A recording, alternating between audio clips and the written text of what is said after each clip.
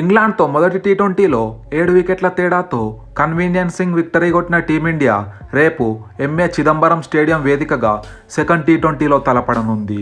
ఒకవైపు ఇండియా వరుసగా 4వ విజయం పైన కన్నేసి సిరీస్లో 2-0తో ముందుకు వెళ్లాలని చూస్తుంటే, మరోవైపు ఇంగ్లాండ్ది సిచ్యువేషన్ రివర్స్ ఉంది.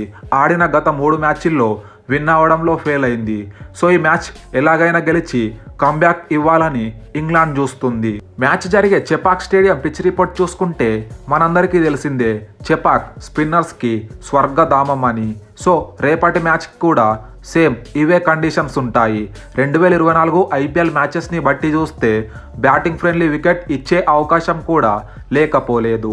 ఈ గ్రౌండ్లో ఇప్పటివరకు కేవలం 2 టీ20 మ్యాచ్లు మాత్రమే జరిగాయి. ఫస్ట్ బ్యాటింగ్ చేసిన టీం ఒక్కసారి గెలిస్తే చేజింగ్ టీం ఒక్క మ్యాచ్ గెలిచింది. ఇక్కడ లాస్ట్ మ్యాచ్ 2018లో ఇండియా వెస్టిండీస్తో ఆడగా, మళ్ళీ 7 సంవత్సరాల తర్వాత ఈ గ్రౌండ్లో మరో టీ20 మ్యాచ్ జరుగుతుంది. ఈ గ్రౌండ్లో యాజ్ యూజువల్గా సెకండ్ ఇన్నింగ్స్లో డ్యూ వచ్చి బ్యాటింగ్ ఈజీ ఉంటుంది కాబట్టి టాస్ గెలిచిన టీం అన్డౌటెడ్లీ బౌలింగ్ తీసుకుంటారు. ఇప్పుడు 2 జట్ల టీం కాంబినేషన్ చూద్దాం.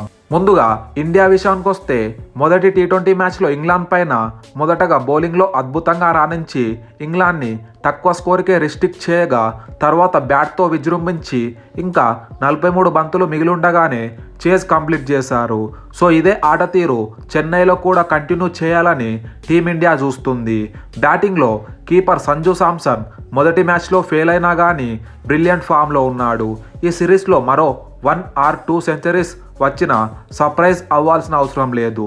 మరో ఓపెనర్ అభిషేక్ శర్మ వరుసగా ఫెయిల్ అవుతున్నా ఎందుకు ఛాన్సెస్ ఇస్తున్నారో అర్థమయ్యేలా ఆడాడు. ఒక్కసారి క్లిక్ అయ్యాడంటే ఎంతటి మ్యాచ్ అయినా వన్ సైడ్ అయిపోవాల్సిందే. అండ్ అభిషేక్కి ఉన్న ఒక స్పెషల్ ఎబిలిటీ ఏంటంటే, 2024 నుంచి టీ20లో 3 బాళ్ళకు ఒక బౌండరీ, అది 4 or 6 ఏదైనా అవ్వచ్చు. అభిషేక్ తప్ప మరెవరూ కొట్టలేదు. టీ20s అంటేనే హాఫ్ సెంచరీ కొట్టడం కాదు, ఇంపాక్ట్ఫుల్ నాక్స్ ఆడటం, గంభీర్ ఎక్కువగా సెలబ్రేట్ చేయడం మనం చూడం. కానీ అభిషేక్ హాఫ్ సెంచరీ కొట్టాక సెలబ్రేట్ చేశాడంటేనే అభిషేక్కి ఎలాంటి ఎబిలిటీ ఉందో మనం అర్థం చేసుకోవచ్చు. మిడిల్ ఆర్డర్లోని బ్యాటర్స్ హార్దిక్, నితీష్, రింకుకి ఫస్ట్ మ్యాచ్లో బ్యాటింగ్ రాకపోయినా ఈ ముగ్గురు మంచి రిధంలో ఉన్నారు. ఫస్ట్ మ్యాచ్లో ఇండియన్ బౌలింగ్ యూనిట్లో వికెట్ దక్కని ఒకే ఒక్కడు రవి బిష్ణోయ్, బట్ పొదుపుగా బౌలింగ్ వేశాడు. చెపాక్ లాంటి స్పిన్ పిచ్ పైన వెరీ డేంజరస్. ఇక మరో స్పిన్నర్ వరుణ్ చక్రవర్తి కూడా కన్సిస్టెంట్గా వికెట్స్ తీస్తూ టీ20లో రెగ్యులర్ బౌలర్గా మారాడు. అతని మిస్టరీ బౌలింగ్కి ఇంగ్లాండ్ బ్యాటర్స్ దగ్గర ఆన్సర్సే లేకుండా పోయింది. ఇక ఒకే ఒక front line pace bowler Harshdeep first మ్యాచ్లో మంచి స్టార్ట్ ఇచ్చి ఇంగ్లాండ్ తక్కువ స్కోర్కే రిస్ట్రిక్ట్ చేయడంలో క్రూషియల్ రోల్ ప్లే చేశాడు. ఇప్పుడు సెకండ్ టీ20 మ్యాచ్కి ఇండియా ప్రాబబుల్ ప్లేయింగ్ 11 చూస్తే సేమ్ టీంతోనే బరిలోకి దిగే ఛాన్సెస్ ఎక్కువగా కనిపిస్తున్నాయి. ఒకవేళ చేంజెస్ చేయాలనుకుంటే మోస్ట్లీ ఒక చేంజ్, స్పిన్ కండిషన్స్ని దృష్టిలో ఉంచుకొని నితీష్ రెడ్డి ప్లేస్లో లోకల్ బాయ్ వాషింగ్టన్ సుందర్ టీంలోకి రావచ్చు. నేనైతే మోస్ట్లీ సేమ్ టీంతోనే వెళ్తారనుకుంటున్నా. ఇప్పుడు ఇంగ్లాండ్ టీం విషయానికి వస్తే, మొదటి మ్యాచ్లో పిచ్ని రీడ్ చేయడంలో ఫెయిల్ అయ్యారని చెప్పాలి. ప్లేయింగ్ 11లో ఒకే ఒక ఫ్రంట్ లైన్ స్పిన్నర్తో ఆడగా 3 పేసర్స్తో ఆడారు. ఈ మ్యాచ్కి ఆ ప్రాబ్లం రెక్టిఫై చేసే అవకాశం ఉంది. బ్యాటింగ్లో ఫస్ట్ మ్యాచ్లో ఇంగ్లాండ్ ప్లేయర్స్ ఇన్ఎక్స్పీరియన్స్ క్లియర్గా కనిపించింది.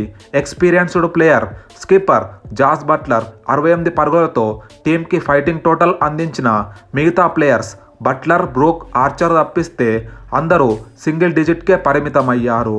సో సిరీస్లో కంబ్యాక్ చేయాలంటే ఇంగ్లాండ్ బ్యాటింగ్లో మిగతా ప్లేయర్స్ కూడా మంచి నాక్స్ ఆడాల్సి ఉంది. మిస్టరీ స్పిన్నర్ వరుణ్ చక్రవర్తి బౌలింగ్కి బ్యాటర్స్ క్లూలెస్ అయిపోయారు. ఈడన్ లేనే వరుణ్ బౌలింగ్ అలా ఉందంటే ఇక స్పిన్నర్స్ అడ్డా చెపాక్లో వరుణ్తో ఇంగ్లాండ్కి థ్రెట్ గురించి స్పెషల్గా చెప్పే అవసరం లేదు. బౌలింగ్లో జోఫ్రా ఆర్చర్ ఒక్కడే మంచి స్పెల్ వేయగా మిగతా బౌలర్స్ అంతా ఎక్స్పెన్సివ్గా ప్రూవ్ అయ్యారు. ఇప్పుడు ఇంగ్లాండ్ సెకండ్ టీ20కి ప్లేయింగ్ 11 చూస్తే, మొదటి మ్యాచ్కి ముందులాగా ఇప్పుడైతే ఇంగ్లాండ్ ప్లేయింగ్ 11ని అనౌన్స్ చేయలేదు. కానీ ఒక 2 అప్డేట్స్ ఇచ్చింది. గాస్ అట్కిన్సన్ ప్లేస్లో బ్రైడన్ కార్స్ ఆడతాడని, మరియు జేమీ స్మిత్ని 12 ప్లేయర్ స్క్వాడ్లో యాడ్ చేశామని. అలాగే మరో స్పిన్నర్ రెహమాన్ అహ్మద్ని కూడా ఆడించే అవకాశం ఉంది.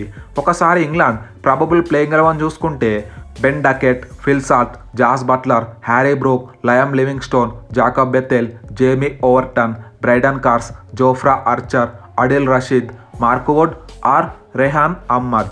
ఇండియా వర్సెస్ ఇంగ్లాండ్ సెకండ్ టీ20 విన్నింగ్ ప్రెడిక్షన్ చూసుకుంటే చెపాక్ లాంటి స్పిన్ పిచ్ పైన స్పిన్నర్స్ గేమ్ విన్నర్స్ అనొచ్చు.